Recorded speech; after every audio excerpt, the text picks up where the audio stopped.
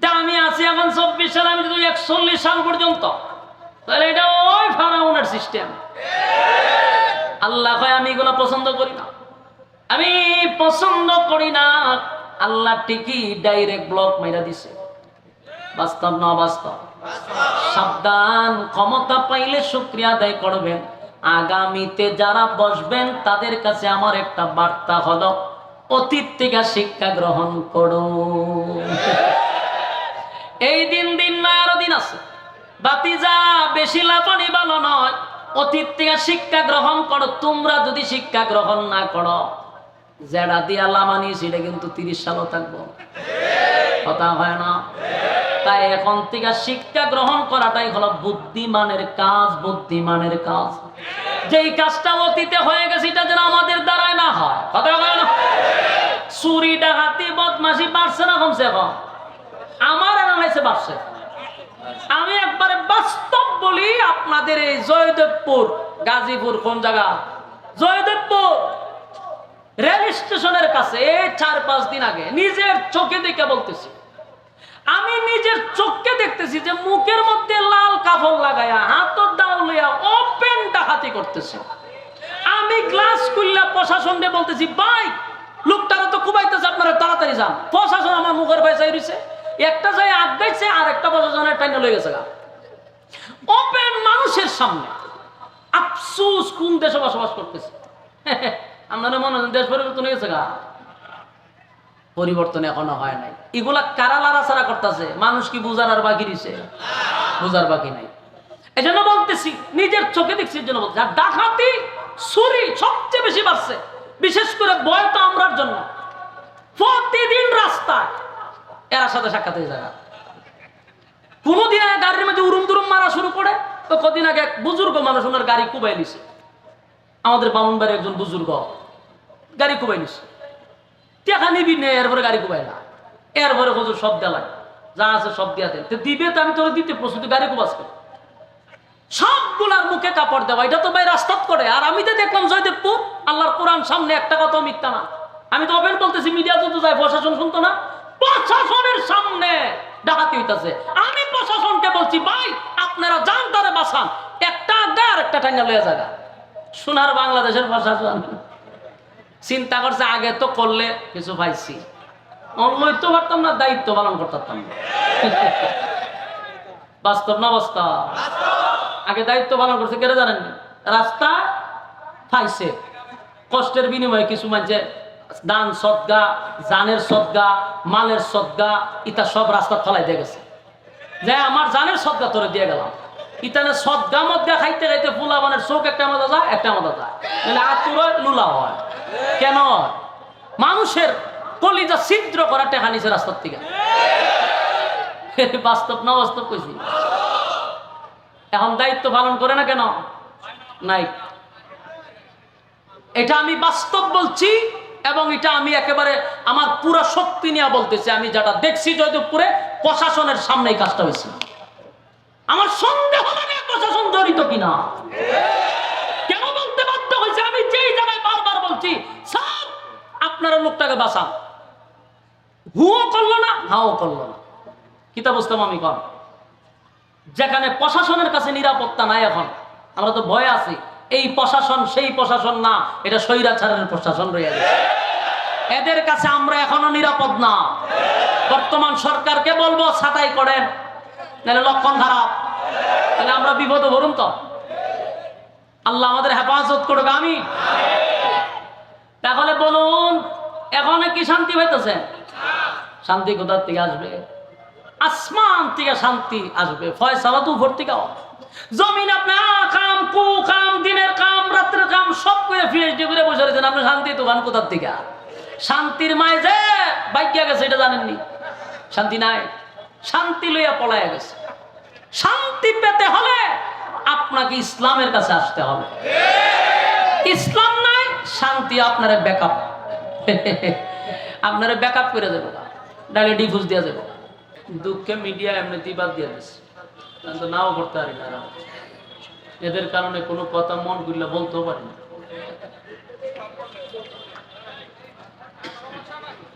Sound ঠিক করেন, Sandhu sound ঠিক করেন। 5 মিনিট পরে সব পাবলিক লাগাই দিন। মিশিং টুসিং কই যাইব নিজে কই থাকতেন। সাউন্ড ঠিক করেন, ফাইজলামি সব জাত করেন না, সাউন্ড ঠিক করেন। পুরা মাঠ কাঁপতো আওয়াজে। 6টা বক্স কেন? হ্যাঁ 6টা বক্স কেন আনছেন? ফাইজলামি করবেন আনছেন? ডিজো গানা লাগাই দেন, এরা দেখবেন মাঠে কাঁপায় লাভ। আর মা ফিলাইলে ফাইজলামি করে। ফিডা ছাড়া এর কোনো ওষুধ নাই। ফিডার উপরে কোনো ওষুধ নাই। একটা মাহফিল করতেই শ্রমিক কমিটির মাথার গাম পায়ে ফেলাইছে। রাত দিন অক্লান্ত পরিশ্রম, একটা মাইকের জন্য পুরো মাহফিলটা তসতস করে দেয়। এজন্য এদের ওষুধ হলো ফিডা। এরা মাইক সময়তে আমার বিরুদ্ধে একবার পোস্ট করছে সারা বাংলাদেশ থেকে। আমি বলছি তাহলে আমার আরো কোমরে গামছা বান্ধাই দিছিস। মাইক যেখানে খারাপ হইব সমস্ত পাবলিক গিয়া মিশিং টিশিং সব সাইজ করে ছেড়ে দিবে। কারণ এরা কনসার্টে গেলে সাউন্ড দেয়, মাহফিলে গেলে ফাজলামি করে কেন? মগের মূল্যক নাকি সাউন্ডই করে? সম্মানিত সুধী, যারা রাস্তাঘাটে আছে মেহেরবানি করে ফ্যান্ডেলে চলে আসে। আমি আপনাদের সামনে ছোট্ট একটি সূরা ইখলাস তেলাওয়াত করছি। এই সূরা থেকে কিছু সময় আপনাদের সামনে কথা বলতে চাই। রব্বি কারীম যেন কথাগুলি বলার এবং আপনাদেরকে শোনার তৌফিক দান করে, আমিন। সময় খুব অল্প, কারণ প্রোগ্রাম রাখার সময় যে আমার ভাই এখানে আছে যিনি দাওয়াত দিচ্ছে, বইলেই রাখছি যে আমি দেওয়া সম্ভব না। আর এমন এক জায়গা গিয়ে প্রোগ্রাম নিচ্ছে আইব হিসাবের খানকা আলেম মানুষ। আমি বলছি যে নিতে পারবেন এক শর্তে, এশারের পরে 9:15 পর্যন্ত, এর উপরে 1 মিনিটও যাইতাম না। এই শর্তে উনি রাখছে। তা আপনারাও বসেন ইনশাল্লাহ। আমার পরে আপনাদের যার আগমনে আপনারা এখানে অবস্থান করছেন এবং যার অপেক্ষায় বসে আছেন, আমি যা শুধু আপনাদের কাছে দোয়া নিয়ে চলে যাবেন ইনশাআল্লাহ। এর ভিতরে আপনারা মনোযোগ দিয়ে কিছু কথা শুনেন। মন খারাপ হয়ে গেছে, বেডে বলে মিলে নাই, প্রথমেই মাইকটা খারাপ করছে, আওয়াজটা মূলতই কোনো মজার কোনো আওয়াজই করে নাই। আওয়াজটারে কি যে করে তুই সেটা আল্লাহ ভালো জানে। আমি যে সূরা তেলাওয়াত করছি, দেখেন কোরআনে 114 সূরা আছে। এই 114 সূরার মধ্যে আপনি দেখেন, কথা না বলি ভাই, আর বইলা লাভ নাই, অনর্থক সময় নষ্ট হবে। আর কথা না বলি, যেভাবেই হোক মনোযোগ দিয়ে কথাগুলি শুনি। কোরআনে কয়টা সূরা আছে? 114 সূরা। এর মধ্যে 2টা সূরা আছে একটা সাবজেক্টের উপরে আলোচনা। একটা হলো সূরা কাউসার আর একটা হলো সূরা ইখলাস। এই 2টা সূরা কোরআনের 114 সূরার মধ্যে একটু ব্যতিক্রম। এই সূরাটা শুধু একটা সাবজেক্টে আলোচনা, ইখলাস শানে এলাহি, কাউসার শানে রাসূল। এই 2টা সূরা একটা সাবজেক্টে আলোচনা। ভাই একটু মনোযোগ দিয়ে শুনুন। তাহলে এই 2টা সূরা ব্যতিক্রম কেন বললাম? যে একটা সাবজেক্টে আলোচনা। ইখলাস শানে এলাহি মানে আল্লাহর শান মান মর্যাদা নিয়ে আলোচনা। কাউসার রাসূল সাল্লাল্লাহু আলাইহি সাল্লামের শান মান নিয়ে আলোচনা। এর মধ্যে আমি ইখলাস তেলাওয়াত করছি। ইখলাস শব্দের অর্থটাই হলো খাঁটি। বলুন ইখলাস শব্দের অর্থ কি? খাঁটি মানে নির্ভেজাল, ভেজাল নেই। খাঁটি কেন রাখা হইলো এটা আপনারা আলোচনা শুনলে বুঝতে পারবেন। আমি যদি অল্প সময়ে সূরাটার 3টা ভাগ করি তাহলে আপনারা আলোচনা বুঝতে শুনতে খুব সুবিধা হবে। 3টা ভাগ যদি করি, প্রথম নাজিল হওয়ার কারণ, পরে তার সরল তর্জমা, পরে তার সংক্ষিপ্ত ফজিলত, তাহলে সহজে বুঝতে সুবিধা হবে। নাজিল হয়েছে এটা মক্কা নগরীতে রাসূলের হিজরতের আগেই। কিছু খ্রিস্টান, কিছু ইহুদি, কিছু মূর্তি পূজারী, এই দ্বিত্ববাদী, তৃতীয়বাদী, বহুবাদী, এই 3 দল একত্রিত হয়ে রাসূল আরবী সাল্লাল্লাহু আলাইহি সাল্লামের কাছে গেছে, গিয়া প্রশ্ন করছে যে আপনি যে একত্ববাদী খোদার দাওয়াত দেন, কোন আল্লাহর দাওয়াত দেন? আপনার জন্মের আগের থেকে আমরা আল্লাহকে আল্লাহ বলে দাওয়াত দেই, তা আপনি আবার কোন আল্লাহর দাওয়াত দেন? প্রশ্ন কারে কে করে? ইহুদিরা, খ্রিস্টানরা, মূর্তি পূজারীরা। প্রশ্ন কারে করে? আপনারা গাজীপুরের মানুষ, ময়মনসিংহের লোক আছেন নি কেন? থাকলে এরা বাদে, বাকি যারা ময়মনসিংহ ছাড়া এরা আওয়াজ দিবেন, কারণ ময়মনসিংহ এর আগের থেকে সমস্যা, এরা আওয়াজ দেয় না। আর বেশি করলে বন্ধুর আপনি কন, আমি এরা ব্যাপারে এর সাথে উঠাবো সবাই, তো আমি বুঝি এরা জীবনে আওয়াজ দিত না। কেতকুতানে দিলে 3 দিন পরে এরা আসি দেয়। তাহলে বাকি যারা ডাকাইয়া থাকেন আল্লাহর হস্তে একটু হ্যাঁ না ঠিক বেঠিক বলবেন নি, অন্তত পক্ষে আপনারা পিক আপ দেন, অন্তত আপনারা যদি আওয়াজ দেন তো আমার আওয়াজ বাড়িব। মাইকে আওয়াজ দেও কার না দেও, আপনারা তো আওয়াজ দিতেই পাব, তাহলে আমার আওয়াজ বাড়িব। মাশাআল্লাহ মাশাআল্লাহ। এই সূরাটা নাজিল হইল কেন এটা আমরা আগে শুনি। 3 দল গেছে কার কাছে? রাসূল আরবি সাল্লাল্লাহু আলাইহি সাল্লামের কাছে। গিয়া বলতেছে যে আপনি যে খোদার দাওয়াত দেন উনি আবার কোন রব, যারে আপনার জন্মের আগে আল্লাহ বলে ডাকি, আপনি আবার কার দাওয়াত দেন? 3 দল মিল্লা রাসূলের প্রশ্ন করতেছে। রাসূল সাল্লাল্লাহু আলাইহি সাল্লাম শুধু তাদের কথাগুলি শুনতেছিল, এর মধ্যে তারা প্রশ্ন করছে আপনার আল্লাহ ডিটেইলস পরিচয় আপনারা দেন, এবং আল্লাহ কতজন আছে আপনার, আপনার আল্লাহর সাথী সঙ্গী কতজন, বাহিনী কতজন, যোদ্ধা কতজন, এটি আগে আপনারা বলেন, দেখি আমরা আপনার আল্লাহর সাথে ভাড়া যায় কিনা। নাউজুবিল্লাহ। খুব খেয়াল করবেন, 3 দলে মিল্লা প্রশ্ন করতেছে। প্রথম দল বলতেছে যে আপনি যে আল্লাহর দাওয়াত দেন এই আল্লাহর সংখ্যা কতজন, আমরা থেকে কম না বেশি। এরপরে প্রশ্ন করলো আপনার আল্লাহর কাজ কি, উনি কি করে খায়, কেমনে চলে, এগুলো বলেন। 3 নাম্বার হলো আপনার আল্লাহ বিয়া শাদী করছিনি, বাচ্চা কাচ্চা আসেনি, ছেলে মেয়ে কতজন, এটা বলেন। 4 নাম্বার হলো আপনার আল্লাহর শক্তি কি পরিমাণ, সেটা বলেন। বলুন কে কারে প্রশ্ন করে? বেঈমানরা রাসূলকে প্রশ্ন করতেছে। 3 দল, ইহুদি খ্রিস্টান, মূর্তি পূজা। রাসূল সাল্লাল্লাহু আলাইহি সাল্লাম তো নিজের থেকে কিছু বলে না। বলুন নিজের থেকে কোনো কথা বলে? তো বসে রয়েছে এরা এই বিতর্কিত প্রশ্নে আল্লাহ তখন তাদের দাঁত ভাঙা জবাব দেওয়ার জন্য এই ঘটনারে কেন্দ্র কইরা আল্লাহ তখন আমার তেলাওয়াতকৃত কমপ্লিট সূরা সূরা ইখলাস আল্লাহ নাজিল করে। এই কারণে নাজিল হয়েছে। তখন বুঝছেন নাজিল হওয়ার কারণ কেন নাজিল হয়েছে?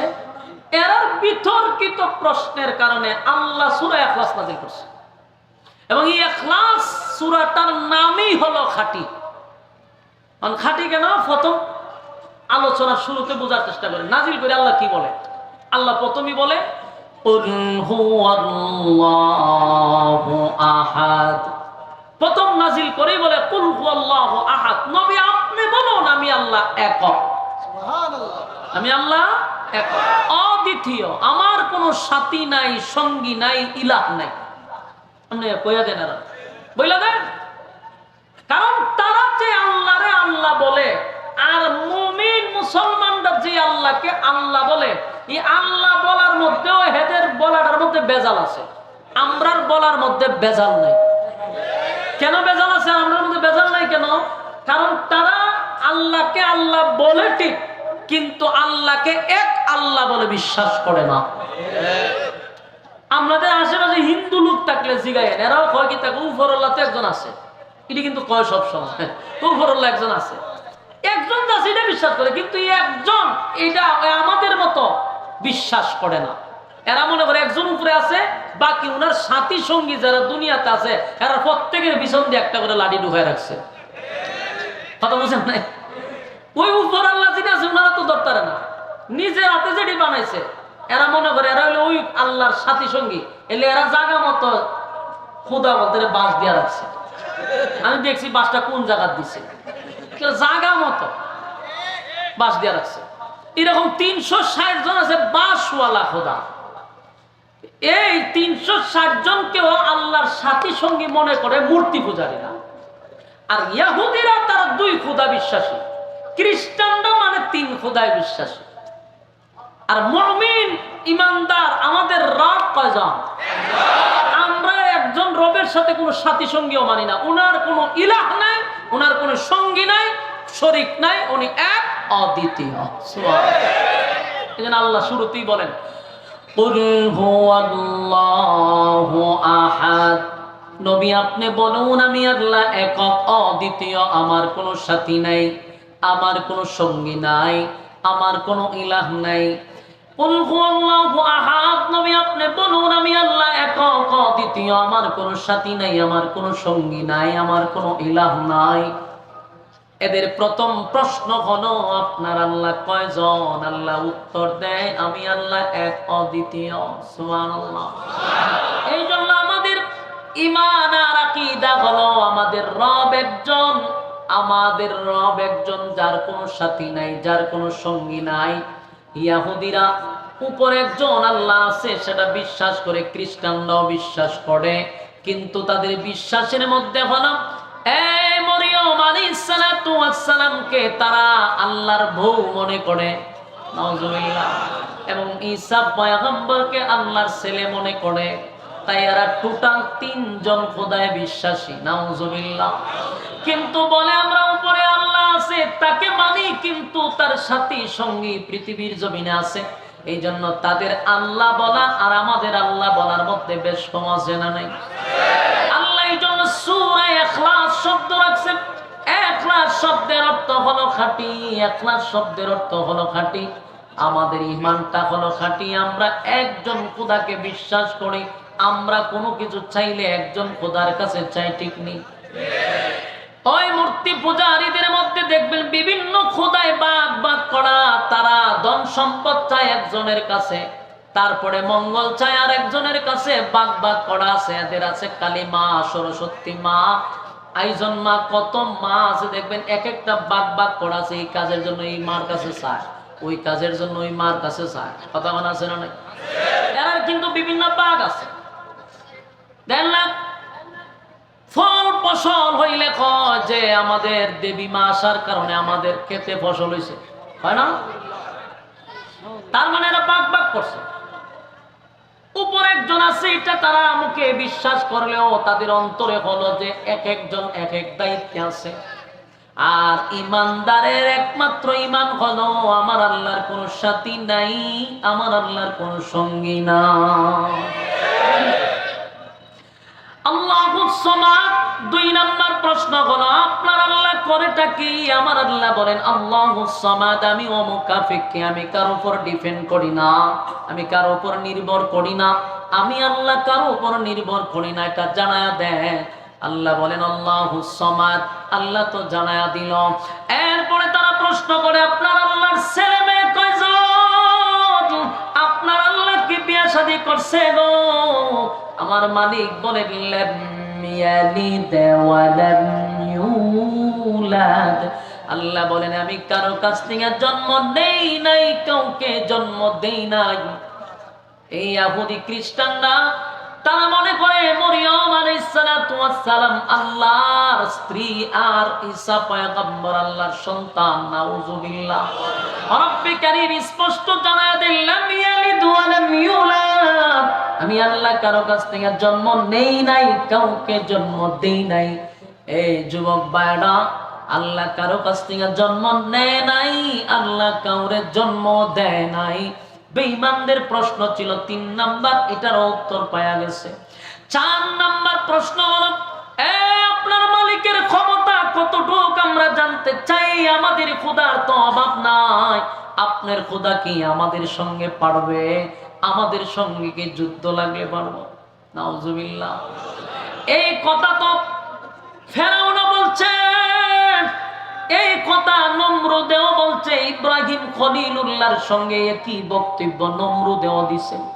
নমরুদকে আল্লাহ বানাইছিল দেশের বাদশা, ছোটখাটো একটা দেশের বাদশা নয় গো, পৃথিবীতে 4 জন ছিল বাদশা যারা গোটা পৃথিবী রাজত্ব করছে।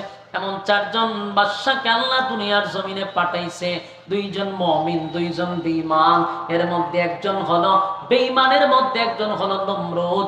এই নমরুদ আল্লাহ গোটা পৃথিবীর রাজত্ব দিছে, গোটা পৃথিবীর রাজত্ব দিছে। এত বড় রাজত্ব পাইয়া, এত বড় রাজত্ব পাওয়ার পরে, এত বড় রাজত্ব পাওয়ার পরে নমরুদ আল্লাহর শুকরিয়া আদায় করলো না, বরং উল্টা আল্লাহর সঙ্গে যুদ্ধ করার জন্য প্রস্তুতি নিছে। তার মানে ক্ষমতায় মানুষকে ঘুরায় দেয়, কথা হয় না? মানুষ যখন ক্ষমতা পায় তখন মানুষের মন মানসিকতা পরিবর্তন হয়ে যায়। নমরুদা পাইছে ক্ষমতা কিন্তু নিজের খোদাই বানাইছে। ফেরাউনকে দিল ক্ষমতা, ফেরাউনও নিজের খোদা বানাইছে। এরা ছিল পৃথিবীর সবচেয়ে বড় জালেম। আল্লাহ বলেন, শোন, পৃথিবীতে যত জালেম ছিল আমি আল্লাহ তাদের ইতিহাস আমার কোরআনে তুলে ধরছি। কেন জানো? পরবর্তীতে নেক্সট জেনারেশন যেন তোমরা এখান থেকে শিক্ষা গ্রহণ করতে পারো। এরপরও যদি শিক্ষা গ্রহণ না করো তাহলে ফেরাউনরে যেমন সুবায়া মারছি, নমরুদরে যেমন জুতা দা ফিরায়া মারছি, শিক্ষা গ্রহণ না করলে এই জুতার বাড়ি কিয়ামত পর্যন্ত চলতেই থাকবে। কথা হয় না?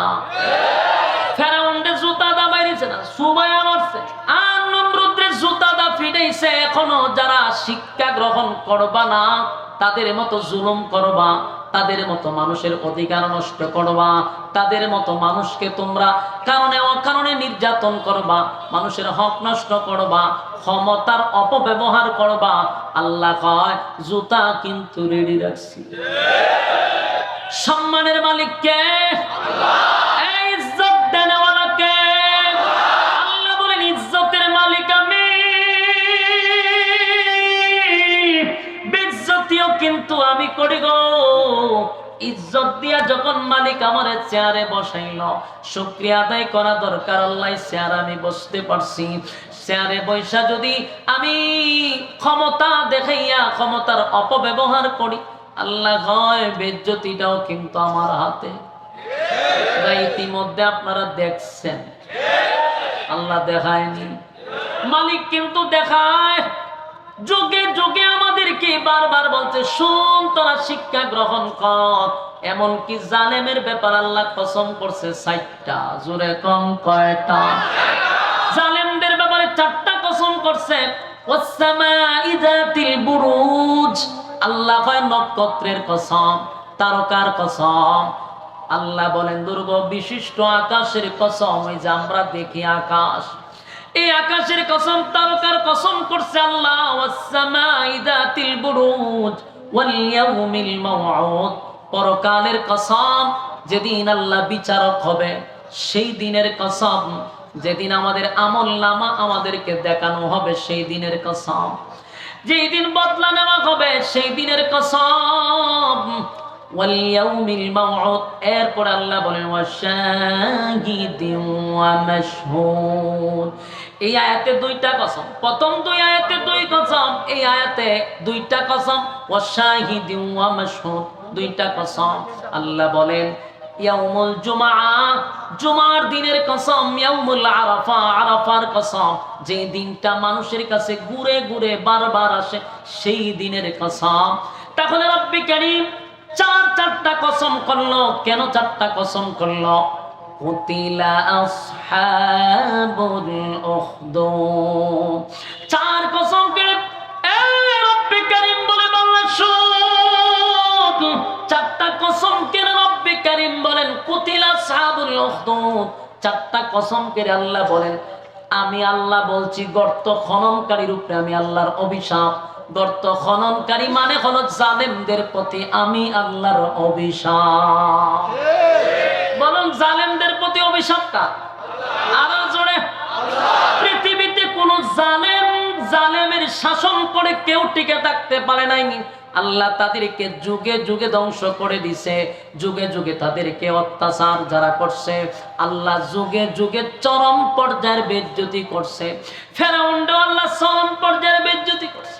নমরুদরে জুতা দা বাইরেছে, সাজ্জাদরে সাইজ করছে, সবাইরে আল্লাহ সাইজ করে বলছে এখান থেকে তোমরা শিক্ষা গ্রহণ করো। যদি শিক্ষা গ্রহণ না করো তাদের যেই পরিণতি তোমাদেরও সেই পরিণতি। তা হয় না? এই যুবক ভাই, ক্ষমতা দেখানো যাবে না।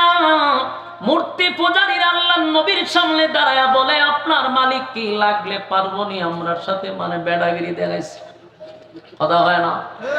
যেমন বেড়াগিরি অনেকেই দেখাইতো 2024 সালে তাইকা 41 সালের ঘোষণা দিত।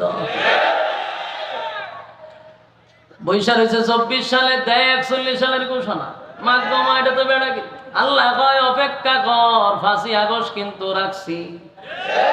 নমরুদ্দারে যেটা দিয়া দিছিলাম তোর এটা দিয়ে দিব। কারণ ফয়সালা হয় কোথার থেকে? আসমান থেকে ফয়সালা হয়। সাবধান, আমার এমন কোন কথা যেন মুখ দিয়া বাহির না হয় যেটার সম্বন্ধে আমার কোনো ধারণা নাই। আমি আগামী কালকে বাঁচবো এটার কোনো গ্যারান্টি আছে? কথা কই না দি আমি স্টেজ থেকে এলাই না, আমি যাইতে পারবো আমার গাড়ি পর্যন্ত, আমার কোনো গ্যারান্টি নাই।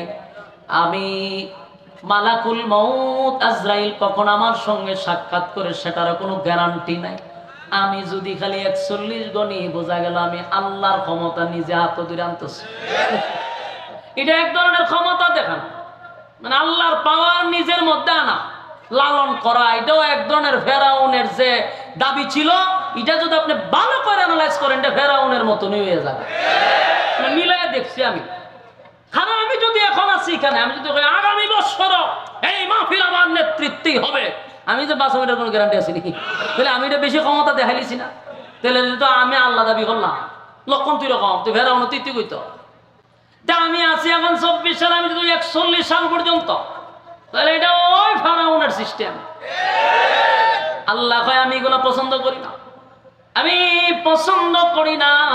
আল্লাহ ঠিকই ডাইরেক্ট ব্লক মেরা দিছে। বাস্তব না বাস্তব? সাবধান, ক্ষমতা পাইলে শুকরিয়া আদায় করবেন।